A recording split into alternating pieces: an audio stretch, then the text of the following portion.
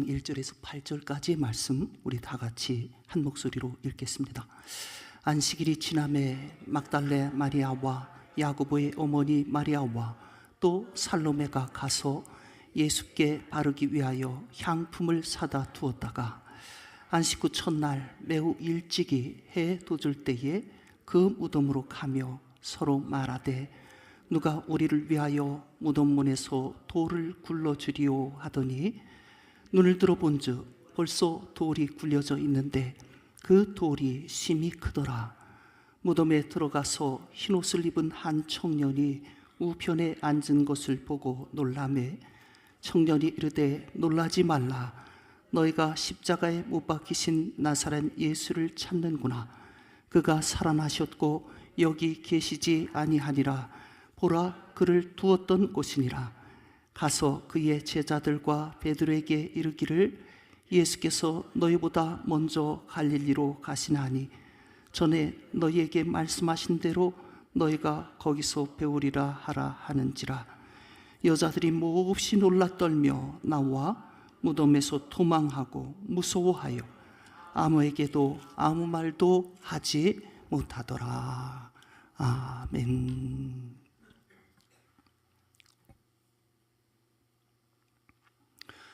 오늘은 예수님께서 부활하신 부활절입니다. 예수 그리스도께서는 십자가상에서 죽으셨지만은 그러나 사흘 만에 부활하셨고 이제는 저 하늘 보좌 우편에 앉아 계십니다. 할렐루야. 여러분, 우리 모두가 오늘 이 부활하신 주님을 힘껏 찬송함으로 주님께서 이 땅에 가져오신 부활의 크신 은총을 가득히 누릴 수 있기를 주님의 이름으로 축원합니다. 근데 여러분들께서는 과연 죽은 자가 다시 살아났다 하는 이 부활을 믿으십니까? 여러분, 부활이 믿어지십니까? 믿음 좋은 분들이 많이 계신데 사실 믿지 못하는 사람들도 믿는다 하지만은 믿지 못하는 사람들도 만만치 않게 많이 있습니다. 유서 깊은 기독교 전통을 자랑하는 유럽의 기독교인조차도 40% 정도가 부활이 믿어지지 않는다고 그럽니다. 이게 미국으로 건너가면 수치가 더 떨어지고 있습니다. 마나그룹이라고 하는 기독교 리서치 기관이 미국 기독교인들의 부활절 인식에 대한 조사를 했더니 응답자의 67%, 이 사람들이 믿는 사람입니다. 믿는 사람들의 67%가 부활절을 하나의 절기다, 종교적인 축하의식 정도로 그렇게 인식한다는 것입니다. 예수를 평생 믿으면서도 그러나 그 예수님이 부활하셨다고 하는 예수 부활을 믿지 않는다 하는 것이니까 여러분, 이것이 상당히 이게 넌센스가 아니겠습니까? 그러나 이게 조금도 이상할 것이 없는 것입니다. 이게 너무도 당연한 상식인 것입니다. 오히려 부활을 믿는다고 하는 이것이 이상한 것 아니겠습니까? 죽은 자가 다시 살아난다니요. 여러분 보셨습니까? 여러분 경험해 보셨습니까? 죽은 자가 과연 살아나던가요? 그러다 보니까 죽음은 끝이라고 생각하는 것입니다. 죽음만 그저 생각하면 불안하기 그지 없는 것입니다. 왠지 모르게 두렵습니다. 죽음은 다 끝장이라고 생각하니까 이 세상의 삶에 대해서 얼마나 애착을 가지게 되는지 말이죠. 나폴레옹 같은 사람은 살면서 늘 이런 말을 반복했다고 그럽니다. 나의 조국, 충성스러운 군인, 사랑하는 나의 아내 조세핀. 이런 말들을 가만히 생각해 보면 이 나폴레옹이 죽는 순간까지 이 세상에 대한 애착이 얼마나 강했는지를 우리가 가늠해 볼 수가 있습니다. 베토벤 같은 이는 죽을 때에 친구여, 이제 희극은 다 끝났구나, 이렇게 한탄하면서 죽어갔다고 그럽니다. 죽음을 끝이라고 본 것입니다. 죽음은 비극이라고 그렇게 여겼던 것입니다. 스탈린이라고 하는 사람은 죽기 전에 두 눈을 부릅뜨고서요 막 양손을 막 허공에 내저으면서 난 죽기 싫어, 난 죽기 싫다고, 난 살아야 된다고 하면서 몹시도 남아있는 힘을 다 써가면서 몹시도 그렇게 저항을 했다고 합니다. 이런 이야기를 들으면 뭘 그렇게 죽으면서까지 저러나 싶겠지만, 여러분, 남의 이야기라고 그냥 그렇게 하찮게 들으실 게 아닙니다. 과연 우리 중에도 말이죠, 입장을 바꿔놓고 한번 생각해 보세요. 우리 중에도 누가 죽고 싶겠습니까? 다들 그저 아름다운 천국을 염원하고 있지만은, 그럼 당장 보내드릴게요, 당장 천국으로 가세요, 그러면 별로 좋아하시지 않습니다. 아유, 아직은 안 될 것 같아요, 좀 더 있어야 될 것 같아요, 다들 이렇게 말씀하시지들 않겠습니까? 이처럼 죽음이라고 하는 것이 나와는 상관없는 것 같고, 죽음이라고 하는 말을 꺼내는 것조차가 싫은데, 그러나 요즘은 이 과학이 발달하면서 이 죽음의 공포로부터 벗어날 수 있다고 하는 희망을 사람들이 갖는 것 같습니다. 조금 더 시간이 가서 과학이 발달하게 되면 그 과학의 힘으로 다시 소생할 수도 있을 것이다, 이런 소망을 가지고 불치병 환자들의 인체를 냉동 보관하는 일들이 벌어지고 있는 것입니다. 실제로 미국의 애리조나 주의 알코올을 비롯한 4군데의 냉동 회사에서는 이 같은 목적으로 100여 구의 냉동 인간을 보관하고 있다고 합니다. 가격이 아주 비싼데도 대기자가 줄지어 서 있다고 그럽니다. 여러분, 이런 시도가 무엇 때문입니까? 당연히 이대로 죽는 것이 두려운 것입니다. 이대로는 안 된다 하는 것입니다. 죽음은 끝이다, 다 끝난다, 더 이상은 없다, 이런 죽음의 공포를 빨리 벗어나고 싶은 거예요. 안식구 첫날에 예수님의 무덤을 찾아가는 여인들도 이러한 생각에서 크게 벗어나 있지가 않았습니다. 사실 이 여인들이 예수님의 무덤을 찾은 것은요, 이유가 있었습니다. 예수님이 숨을 거둔 것은 오후 3시였고 아리마대 요셉을 비롯한 예수님의 사람들이 예수님의 시신을 십자가에서 인계받은 것은 오후 4시경으로 추정되고 있습니다. 유대인들은 해지기 전에 장례하는 풍습이 있기 때문에 적어도 오후 5시경까지는 예수님의 장례를 필요한 모든 절차를 마쳐야 됐습니다. 온몸이 채찍질을 받아서 상처투성입니다. 살찜이 다 뜯겨나갔습니다. 양손과 발목이 못이 박혔었습니다. 옆구리는 창에 찔려서 물과 피를 다 쏟아내서 그저 완전히 쭈그러들은, 메말라 버린 그런 시신입니다. 해지기가 얼마 남지 않은 그 시간에, 무려 1시간 남은 그 시간에 이런 시신을 깨끗이 염을한다고 하는 것은 불가능했을 것입니다. 그래서 그 반대로 시신을 수습을 해서 장례를 치르고 예수님의 사람들은 안식일이 지나가기만을 기다렸던 것입니다. 왜 그런가 하면 유대인들은 안식일에는 아무것도, 더구나 이 시신에 관계된 일은 접근할 수조차 없었기 때문입니다. 그래 안식일 다음 날이 되자 막달라 마리아, 야고보의 어머니 마리아, 그리고 살로메, 이 세 여인은 새벽같이 일어나서 예수님의 무덤을 향해 올라갔던 것입니다. 너무나 급하게 치른 장례가 마음이 써졌던 거예요. 예수님 무덤에 가서 예수님 시신도 살피고 향료라도 발라드려야 되겠다, 이 생각을 했던 것입니다. 여러분, 사랑하는 예수님을 먼저 보내고 무덤을 찾아가는 이 여인들이 그 심정이 어떠했겠나 한번 헤아려 보시기 바랍니다. 비슷한 상황으로 무덤을 찾은 분들 아마 계실 거예요. 아마 조금은 이해가 되실 것입니다. 저도 초등학교 4학년 때, 그러니까 여기 있는 무슨 혁이나 우리 의영이 만날 때 어머니가 먼저 제 곁을 떠나셨습니다. 그러니까 이제 어머니가 가신 지가 무려 45년이 됐어요. 근데 그 큰 시간이 됐는데도 제가 어머니의 무덤을 찾아갈 때마다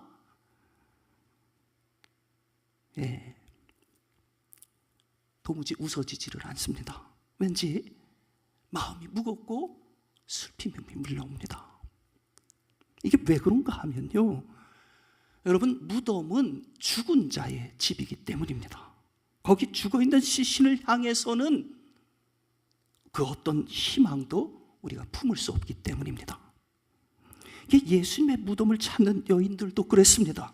그저 슬픔과 아픔만 있을 뿐이지, 그냥 무거운 마음만 있을 뿐이지, 그 어떤 기대나 그 어떤 소망도 없이 예수님의 무덤을 지금 찾아가고 있는 것입니다.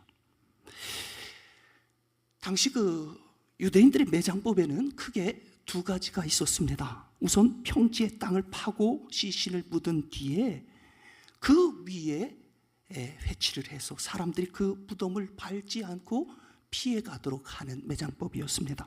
이런 무덤 형식은 주로 돈 없는 평민들, 일반 사람들이 이런 무덤을 취했습니다. 이 평토장 무덤 말고 또 다른 무덤이 바로 예수님께서 묻히셨던 이 굴무덤 양식입니다. 이 굴무덤이라고 하는 것은 그쪽 지역에, 우리나라에서는 이게 불가능하죠. 그쪽 지역에 이 바위들이 재질이 아주 무르기 때문에 그래서 잘 파진다고 그럽니다. 그래서 돌벽에 굴을 파고서, 깊이 파고서 그 안에다가 시신을 안치하고 돌로 무덤 입구를 닫은 다음에 1년 정도 지나서 다 썩어지면 유골을 수습해서 다시 보관하는 방식을 말합니다. 근데 이런 굴무덤이 어떻겠습니까? 이 조성하려면 굉장히 돈이 드는 것이죠. 그래서 아무나 할 수 있는 것이 아니고요, 돈이 있는 부자들, 상류층이나 할 수 있는 무덤 형식이었습니다. 예수님께서는 너무나 가난하신 분인데, 아무것도 없으신 분이셨지만은, 그러나 아리마대 요셉이라든지 또 니고데모 같은 제자들의 헌신을 통해서 이런 근사한 굴무덤에 안치될 수가 있었던 것입니다. 이런 구조이다 보니까 이 굴무덤은 어떻습니까? 무덤을 틀어막은 돌을 치우면 언제든지 가서 그 무덤 안에 있는 시신을 돌볼 수가 있었던 것입니다. 예수님의 무덤을 찾은 세 여인이 향료를 손에 들고서 온 것은 이런 목적이었습니다. 그 굴무덤 안으로 들어가서 그 피여물한 그 예수님의 시신을 좀 돌아보면서 이제는 썩어져서 냄새나는 그 시신에 향료라도 발라드려야 되겠다, 이런 갸륵한 마음을 가지고 예수님 무덤을 찾아갔던 것입니다. 아니, 근데 이게 어찌된 일입니까? 무덤을 찾은 여인들은 깜짝 놀라고 말았습니다. 무덤 문을 꽉 막고 있어야 될 돌문이 이게 어찌된 것입니까? 활짝 열려져 있는 거예요. 사실 이 무덤을 막아 있는 돌문은요, 이 여인들로서는 도저히 옮겨낼 수 있는 아주 크고 무거운 돌이었습니다. 더구나 로마 군인들이 총독의 명령에 의해서 그 돌문 안을 굳게 지키고 있다 하는 것입니다. 그래서 여인들은 탄식하고 있었습니다. 누가 예수님 무덤의 돌을 치워줄까? 누군가가 무덤을 가로막고 있는 그 돌문을 치워줘서 제발 예수님의 시신을 대하고 싶은 것입니다. 여전히 그래서 사무치는 애정을 가지고 예수님 시신에 향로라도 발라드리고 싶은 거예요. 근데 이것이 될 수가 있겠습니까? 예수님 무덤을 찾아가기는 하지만은 가로막은 것들이 있는 거예요. 돌도 도르르와 로마 평정들이 잔뜩 지키고 있다 하지 않습니까?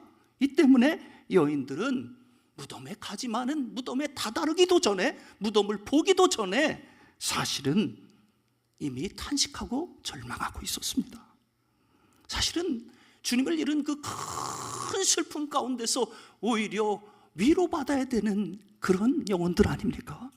근데 위로는커녕며 저들은 주님의 죽음 앞에서 더욱더 탄식하고 더욱더 절망하고 있었던 것입니다. 근데 한번 생각해 보세요. 이런 여인들에게, 지금 죽음에 꽉 사로잡혀 있는 이런 사람들에게 가서 죽은 자가 살아났다 그러면 여러분 반응이 어떻겠습니까?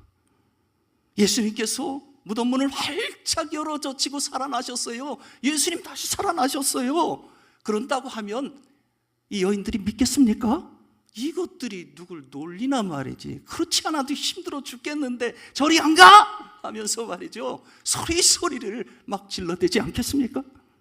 누가 믿겠습니까? 예? 죽은 예수께서 다시 살아나셔서 우리의 슬픔과 우리의 한숨과 우리의 절망을 다 해결해 주셨다고 하면 과연 이 세상에 누가 믿겠습니까? 죽음까지밖에 모르는 사람들, 죽음을 그저 끝으로 여기고 살아가는 사람들에게는요, 이 부활은 말도 안 되는 이야기인 것입니다. 들리지 않습니다. 와닿지 않습니다. 전혀 그저 믿겨지지 않는 이야기예요. 그래서 계속 죽음 가운데, 죽음 때문에 힘들어하는 것입니다. 죽음 때문에 두려워하고, 죽음 때문에 슬퍼하고, 죽음 때문에 한숨 짓고, 죽음 때문에 절망하면서 무릎 꿇고 살아갈 수밖에 없다 하는 것입니다. 근데 이게 무슨 일입니까? 무덤에 다다라 보니까 무덤 문이 그저 활짝 열려져 있는 거예요. 무섭게 무덤을 지키고 있어야 될 로마 병정들은 이게 웬일인지 마치도 죽은 사람처럼 그렇게 다들 널브러져 있는 것입니다. 잔뜩 겁먹은 얼굴로 뛰는 가슴을 안고서 이게 무슨 일인가 하고서 그 무덤 안으로 들어가 보았더니 무덤은 비어있고 예수님 시신은 온데간데 없고, 아니 웬 흰 옷 입은 사람이 있습니다. 가만 보니까 천사가 그 안에 있는 거예요. 얼마나 여러분 이것이 기절초풍할 일입니까? 예, 여인들이 무서워서 어쩔 줄을 몰라 합니다. 그런 여인들에게 천사가 선포하는 것입니다. 어찌하여 산자를 죽은 자 가운데서 찾느냐? 그는 여기 계시지 않고 이미 살아나셨느니라. 이 선포를 하시는 것입니다. 할렐루야. 예수님 살아났다고 하는 것입니다. 예수께서 죽음을 이기시고 부활하셨다고 하는 것입니다. 할렐루야. 여러분, 이것처럼 기쁘고 이것처럼 놀라운 일이 어디에 있습니까? 정말 뛰며 찬송하며 감사해야 될 일인데 이 여인들이 어떻게 하는 것입니까? 이 부활의 소식을 듣고 이 여인들을 보시기 바랍니다. 오히려 두려움에 떨면서 도망쳐 나와서 무서워서 한동안 아무 말도 하지 못하였다 증거하고 있습니다. 아니, 죽었으면 무덤에 그냥 있어야지 어쩌자고 뛰쳐나간 것입니까? 예, 아무리 사랑하는 주님이라도 말이죠, 돌아가셨으면 그저 점잖이 누워 계셔야지 그게 맞지, 다시 살아나셔서 무덤을 뛰쳐나가시다니 이거야말로 정말 소름 끼치고 으스스한 일이 아니겠습니까? 완전히 이 상식을 뛰어넘은, 정말 도저히 상상할 수도 없는 그런 일이 생겨나다 보니까 믿겨지지가 않는 거예요. 너무나 무서웠던 것입니다.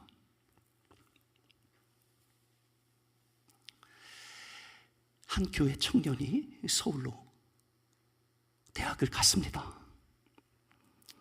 이렇게 4월 부활절쯤이 됐는데 고향교회 목사님에게 이 청년이 편지를 보냈습니다. 목사님 안녕하신지요? 저희 학교 교수님이 수업 시간에 예수는 십자가 위에서 잠시 기절했을 뿐이고 제자들이 깨어나자 다시 회복시켜서 무덤에서 데리고 나간 것이다. 그걸 부활했다고 허구로 꾸미고 있다. 역사상에도 그런 것을 그런 것이라고 이야기한 문서들이 있다. 목사님의 의견을 듣고 싶습니다. 며칠 후 이 청년에게 고향교회 목사님의 답장이 왔습니다. 아무개야, 너 할 수만 있다면 끝에 쇠뭉치가 달린 5가락으로 된 가죽 채찍으로 그 교수님을 39번 매질하거라. 그리고 그를 십자가에 양쪽 손에 굵은 못으로 박고 또 발등도 못으로 때려 박아야 된다. 그리고 나서 그를 떼양볕 속에 6시간 매달아 놓고서 너 꼭 이걸 해야 된다. 꼭 창으로 그 심장을 찔러서 관통시켜서 물과 피를 다 흘러나오게 해야 된다. 그렇게 하고서 그를 숨도 못 쉬게 천으로 꽁꽁 싸매서 돌무덤에 가두고 30시간 이상 감금하도록 해라. 그리고 나서 그 고수가 기절했는지 아니면 다시 기절했다가 깨어났는지 내게 좀 편지를 해주렴. 사랑하는 목사님으로부터. 예수님 부활하신 것에 대한 구구한 말들이 있는데 여러분들은 어떻게 생각하십니까? 여러분, 우리 예수님께서는요, 기절하셨다가 깨어나신 것이 아닙니다.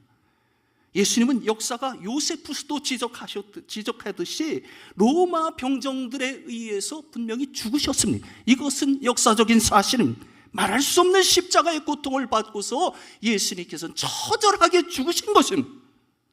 그리고 또 그렇게 한 번 죽어지면 어떤 것입니까? 한 번 죽어지면 다시 살아난다는 거 하는 것은 도대체가 불가능하지 않습니까? 여러분, 병원에 가보세요. 숨이 그저 조금이라도 희미하게라도 붙어 있으면은 온 그저 병원의 의료진들이 다 달라붙어서 어떻게든 살려보려고 그냥 애를 씁니다. 그러나 일단 띠 하고 말이죠, 숨이 끊어지면 어떻게 됩니까? 탁 돌아서서 다들 그저 다 등 돌리고서 그냥 가버리고 말아요. 왜 그렇습니까? 죽으면 끝이기 때문입니다. 죽음까지가 우리의 영역이고 그 너머는 우리가 할 수 없는 영역이기 때문이라고 여기는 것입니다. 그러나 여러분, 저 천사가 예수 그리스도의 부활을 선포한 곳이 어딘지 우리가 주목해야 되겠습니다. 그곳이 어디입니까? 바로 우리들이 발 디디고 살고 있는 이 땅 한가운데인 것입니다. 이 땅의 인생들이 죽음에 굴복해서 말없이 그저 꼼짝없이 누워있는 이 땅 한복판에 무덤 속에 천사가 나타났습니다. 그래서 그 무덤 속에서 예수가 일어났던 것입니다. 죽음의 권세를 뚫고 저 무덤의 문을 활짝 열어젖히고 예수께서 부활하여 주신 것입니다. 사랑하는 성도 여러분, 이것이 과연 무엇을 의미하는 것입니까? 이 죽음에 가로막혀서 더 이상 나아가지 못하던 우리들의 삶에 새로운 지평이 활짝 열리게 된 것입니다. 죽음 때문에 두려워하며 한숨지며 울부짖다가 끝내 절망하고 비극으로 끝나고 버리는 그런 인생들을 더 이상 내버려 두지 아니하시고 하나님께서는 이제 죽음을 능히 이길 수 있는 용기와 소망을 우리 모두에게 허락해 주신 것입니다. 할렐루야! 죽음이 끝이 아니다. 너희들은 죽음이 끝이 아니다. 예수 믿는 너희들은 이제 영원한 생명을 누린다. 이 선언이 바로 부활의 사건인 것입니다. 사랑하는 성도 여러분, 이런 축복이 우리들 앞에 주어졌는데 이제는 우리가 정말 달라져야 되지 않겠습니까? 우리 모두 죽음에 붙잡혀 살던 삶에서 돌이켜서 이제는 영원히 사는 삶을 향해서 정말 간절한 마음으로 우리 모두가 달려가야 될 줄 믿습니다. 부디 사랑하는 성도 여러분, 주님께서 이날에 허락하신 새 역사에 믿음으로 동참하셔서 부활의 삶을 살아갈 수 있기를 간절히 원합니다. 죽음조차도 두렵지 않은데 그 무엇에 우리가 굴복할 수 있겠습니까? 이제는 그 무엇에도 우리가 절망하지 않기를 원합니다. 우리도 부활할 것을 굳게 믿고 죄에서, 질병에서, 가난에서, 할 수 없다고 하는 패배의식에서 우리 이제는 벗어나서 소망을 품고 우리 모두 살아갈 수 있기를 간절히 원합니다. 저 도망쳤던 제자들, 예수님 십자가에서 죽으시자 말이죠, 다 도망쳤던 제자들이 어떻게 합니까? 부활의 소식을 듣고서 저들이 다시 돌이켜서 예루살렘에 올라가서 복음을 증거하고 순교하고 예수 위해서 죽지 않습니까? 여러분, 우리도 이제는 돌이킬 수 있기를 원합니다. 주님이 바라시는 삶을 위해서 우리 모두도 나아가야 될 줄 믿습니다. 그래서 이 봄에 정말 죽어져 있던 우리의 모든 것들, 부활하신 주님을 바라고 굳게 부여잡음으로 인해서 이 봄에 모든 만물이 죽어졌던 다리에서 다시 소생하듯이 우리의 삶도 살아나는 부활의 역사가 있어지기를 주님의 이름으로 간절히 축원합니다. 할렐루야. 우리 함께 기도하겠습니다.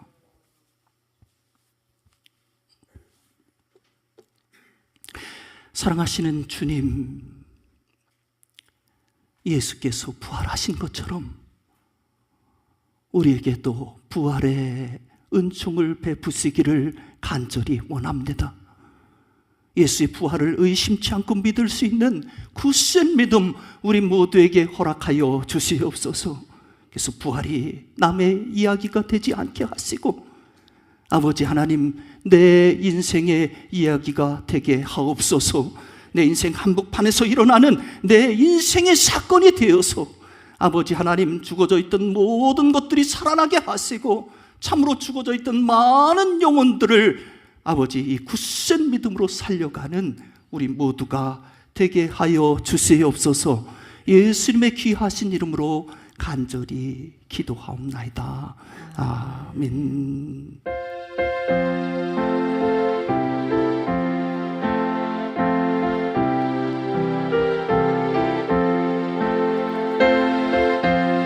우리 찬송가 161장 찬송하시면서 주님께 봉헌하겠습니다. 할렐루야, 우리 예수 부활 승천하셨네. 세상 사람 찬양하니 천사와 파도가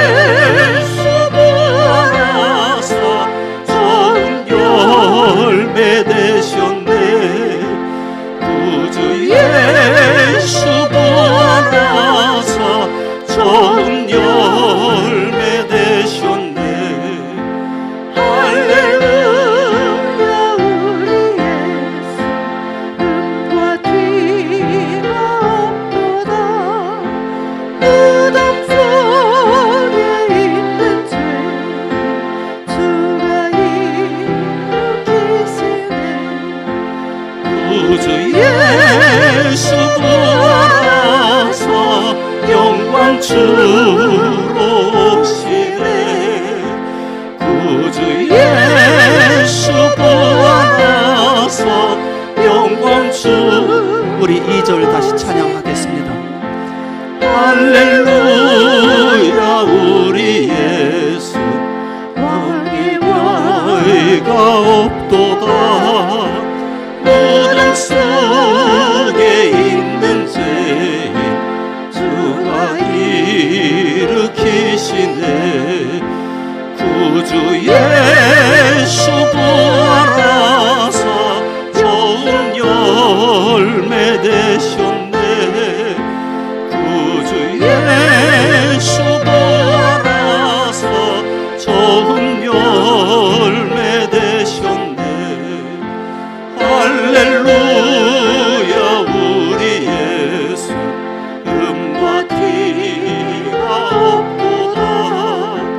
무덤 속에 있는 죄인 주가 일으키시네.